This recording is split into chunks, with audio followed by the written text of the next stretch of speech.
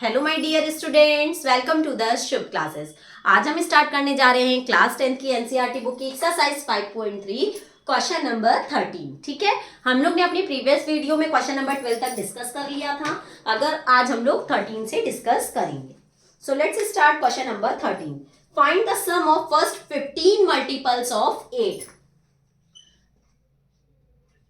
15 multiples of 8, तो 8 one जा 8 multiples हैं, तो 8 टू जा 16, 8 थ्री जा 24, ऐसे होगा।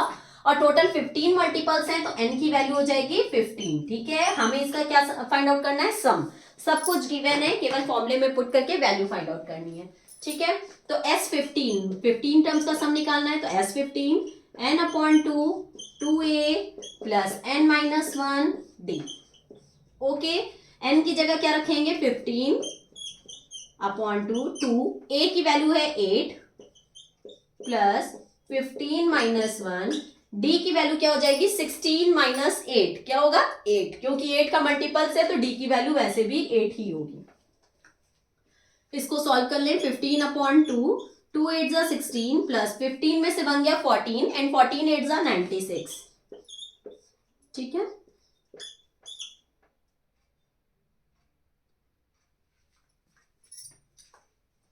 फिफ्टीन अपॉन 2 सॉरी 14 8 जा 112। ठीक है, 16 में 112 को ऐड करेंगे तो 6 एंड 2 8, 1 एंड 1 2 एंड 1 128, और 2 से कट गया, 2 6 जा 12, 2 4 जा 8। 15 इंटू 64 कर दोगे तो 15 4 जा 60 का 0, कैरी आया 6। 15 6 जा 90 एंड 6 96, 960। केवल जो वैल्यू गिवन थी वो मैंने पुट करी और सॉल्व कर दिया। ठीक है, तो ये हमारे 8 के मल्टीपल्स थे, टोटल 15 मल्टीपल्स थे, इसलिए n की जगह 15 रखा, a की जगह 8 और d की जगह भी 8 और सॉल्व कर दिया। हमारा आंसर आ गया 960। Got it everyone? Now let's move on our next question, that is question number 14। Find the sum of the odd numbers between 0 and 50। देखो क्वेश्चन नंबर 14 में क्या कह रहा है? 0 एंड 50 के बीच में जितने भी ऑड नंबर्स होते हैं उनका सम फाइंड आउट करना है। ठीक है, तो सबसे पहले तो हम एपी अपनी बना लेते हैं। 0 के बाद 1, फिर 3, फिर 5, फिर 7 जो ऑड नंबर्स हैं। डैश डैश डैश डैश 50 तक का जाना है, तो 50 तो ऑड है नहीं, तो 49 हो जाएगा। 49 तो ऑड है ना। ठीक, तो यहां तक का जाएगा। दैट मीन्स इसमें हमें a की वैल्यू गिवन है 1, d की वैल्यू गिवन है 3 minus 1 that is 2 and an की वैल्यू गिवन है, दैट मीन्स लास्ट टर्म 49। ठीक है, ये हमें गिवन है। बट अगर हम यहाँ देखें तो मुझे n की वैल्यू नहीं पता है कि कितने नंबर ऑफ टर्म्स हैं, n नहीं पता। तो यहाँ बात है 0 से 50 के बीच की, तो दैट मीन्स टोटल 50 नंबर्स हुए। और इवन और ऑड 50 में दोनों होते हैं और एक एक छोड़ के होते हैं, दैट मीन्स जितने इवन उतने ही ऑड। तो 50 नंबर्स में से 25 इवन 25 ऑड।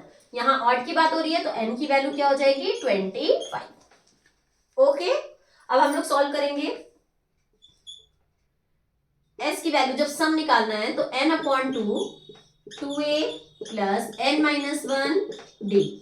ठीक है, हमें ऑड नंबर्स का सम फाइंड आउट करना है। n की जगह क्या रखेंगे? 25 अपॉन 2 a की वैल्यू है 1 प्लस n की वैल्यू 15 सॉरी 25 माइनस 1, d की वैल्यू है 2। वैल्यू पुट करेंगे, आंसर आएगा 25 अपॉन 2 1 जा 2 प्लस 25 में से बन गया तो 24 एंड 24 2 जा 48। 48 एंड 2 कितना होता है? 50। 25 अपॉन 2 इंटू 50, ये कट हो गया 25 बाद में। और 25 का जब 25 से मल्टीप्लाई करते हैं तो क्या आ जाता है? 625। ठीक है, तो 0 से 50 के बीच में जितने भी ऑड नंबर्स होते हैं उनका सम हमारा क्या आ गया? 625।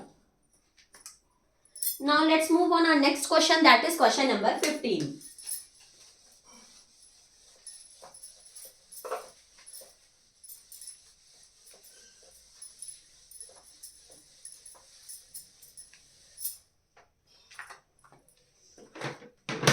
In question number 15 it is given that a contract on construction job specifies a penalty for delay of completion beyond a certain date as follows.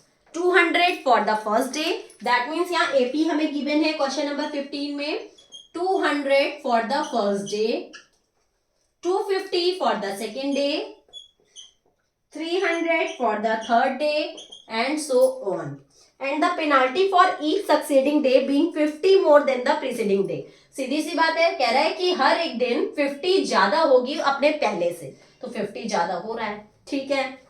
How much money the contractor has to pay as penalty if he has delayed the work by 30 days. ये first day, second day, third day, पूरा 30 day तक का निकालना है। That means N की value क्या हो गई 30, मतलब पूरे 30 दिन में उसे कितनी पेनाल्टी देनी पड़ेगी। पहले दिन इतनी देनी पड़ रही है, दूसरे दिन इतनी, तीसरे दिन इतनी, तो ऐसे ऐसे करके तीसरे दिन मतलब 30 डेज पे उसे कितनी पेनाल्टी पे करनी पड़ेगी। तो दैट मीन्स मुझे पूरा 30 डेज का क्या निकालना होगा, सम। तो ए है 200, एन है 30, डी है 50, है ना, 250 माइनस 200 दैट मीन्स 50। अब हम लोग फॉर्मूला लगाएंगे एस 30 का, तो n upon 2a plus n minus 1 D, ठीक है। स्टार्ट करते हैं। n की वैल्यू क्या है 30 अपॉन 2 a की वैल्यू क्या गिवन है 200 प्लस n है हमारा 30 माइनस 1, डी की वैल्यू क्या गिवन है 50। एक बार रीचेक कर लेते हैं। n 30 अपॉन 200 प्लस 30 माइनस 1 50, ठीक है। अब इसको सॉल्व कर लेते हैं। देखो ये 15 से कट गया, तो 15, 200 2 जा 400 प्लस 30 में से बन गया तो 29 इंटू 50, 15 400 प्लस 5 9 जा 45 का 5 कैरी आया 4, 5 2 जा 10 एंड 4 14 और 1 0 था 1 0। इसमें इसको ऐड करेंगे तो 15, 400 जब इसमें ऐड होगा तो हो जाएगा 1850, ओके। अब 1850 को हम 15 से मल्टीप्लाई कर देंगे, तो 15 5 जा 75, देखो 15 5 जा 75 का 5 कैरी आया 7, 15 8 जा 120 और 120 में 7 ऐड करेंगे तो 127, उसका आया 7, कैरी आया 12, 15 1 जा 15, 15 में 12 ऐड करेंगे तो कितना आ जाएगा 27, और एक जीरो था, एक जीरो लगा दिया। एक बार और रीचेक कर लो। 15 5 जा 75 का 5 कैरी आया 7, 15 8 जा 120 एंड 7 27, 127 का 7 कैरी आया 12, 15 1 जा 15 एंड 12 27, और एक जीरो था, एक जीरो। दैट मीन्स 30 टर्म्स का सम कितना आ जाएगा 27750, ठीक है। उसे 30 डेज पे इतनी पेनाल्टी पे करनी पड़ेगी। Got it? Now let's move on our next question, that is question number 16. A sum of rupees 700 is to be give 7 cash prizes. ध्यान देना, a sum of rupees 700. Question number 16. Sum हमें given है 700, ठीक है। फिर कह रहा है to give 7 cash prizes, और देना कितना है 7 cash prizes. That means n की वैल्यू कितनी given है 7 to the students of a school for their overall academic performance if each prize is 20 less than its preceding prizes. हर एक prize 20 कम है, जैसे अगर मान लो पहला 50 है तो दूसरा क्या होगा 30, फिर नेक्स्ट क्या होगा 10, मतलब 20 कम है। तो यहां से अगर हम d की वैल्यू निकालें तो 30 माइनस 50 दैट इज -20, ठीक है। अगर 20 कम है तो -20, और अगर 20 ज्यादा होता, जैसे यहाँ पे ना 50 ज्यादा था तो +50, अगर 50 हर बार कम होता तो -50। इसी तरीके से कह रहा है इसमें जो कैश प्राइस है वो हर साल 20 कम हो रहा है, ठीक। हर एक स्टूडेंट पे 20 कम हो रहा है, तो दैट मीन्स डी की value -20, D is equals to -20, ठीक है। Find the value of each of the prizes, मतलब हमें ए वगैरह कुछ भी नहीं पता है, तो कोई बात नहीं। सबसे पहले अगर हमें सम गिवन है तो हम सम का ही फॉर्मूला लगा लेंगे, n upon 2a plus n minus 1 D. n की वैल्यू है 7 अपॉन 2, सम हमें गिवन था 700, 2 a की वैल्यू हमें नहीं पता है, प्लस 7 माइनस 1 डी हमें पता है -20, ओके। अब यहां से हम a की वैल्यू फाइंड आउट कर सकते हैं। ये 2 यहाँ डिवाइड में, इधर आएगा मल्टीप्लाई में, और ये 7 मल्टीप्लाई में इधर आएगा डिवाइड में, is equal to 2a plus 7 में से 1 गया 6 एंड 6 2 12 माइनस 120 आएगा। माइनस इसलिए लगा क्योंकि यहाँ पे माइनस था तो प्लस माइनस माइनस हो जाएगा। 7 में से गया 6 का माइनस 20 से मल्टीप्लाई माइनस 120। ठीक है, 100 2 200 is equal to 2a minus 120। ये माइनस में, इधर आएगा प्लस में, तो 200 में 120 ऐड करेंगे तो 320 इज इक्वल टू 2a। ये मल्टीप्लाई में, इधर आएगा डिवाइड में,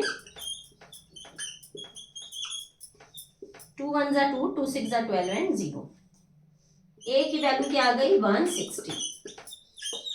दैट मीन्स उसे जो पहला प्राइस देना है वो 160 का देना है, और टोटल उसे कितने प्राइजेस देने हैं 7, तो हमें पूरे 7 प्राइजेस निकालने हैं।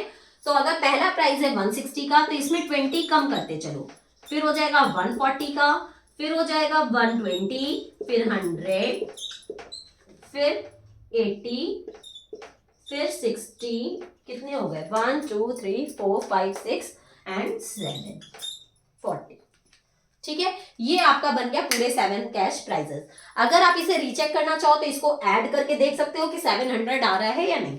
160 एंड 140 300, 400 500, 600 एंड 700 आ रहा है 700। दैट मीन्स हमारी ये भी एकदम करेक्ट है। Got it? ये हो गया आपका क्वेश्चन नंबर 16। अब हम लोग अपनी नेक्स्ट वीडियो में आगे के क्वेश्चंस के साथ मिलेंगे। ठीक है, अगर आपको कोई भी डाउट है तो आप नीचे कमेंट सेक्शन में जाके मुझसे अपने डाउट्स क्लियर कर सकते हैं। साथ ही साथ अगर आपको मेरी वीडियो पसंद आ रही हो तो please like subscribe and share करना मत भूलिएगा। अगर आप मेरी लाइव क्लासेस लेना चाहते हैं तो नीचे डिस्क्रिप्शन बॉक्स में एक लिंक गिवन है, वहां से प्ले स्टोर पे शुभ क्लासेस ऐप इंस्टॉल करके आप मेरी लाइव क्लासेस भी परचेज कर सकते हैं। ओके, अब हम लोग अपनी नेक्स्ट वीडियो में आगे के क्वेश्चंस के साथ मिलेंगे। तब तक के लिए good bye and take care.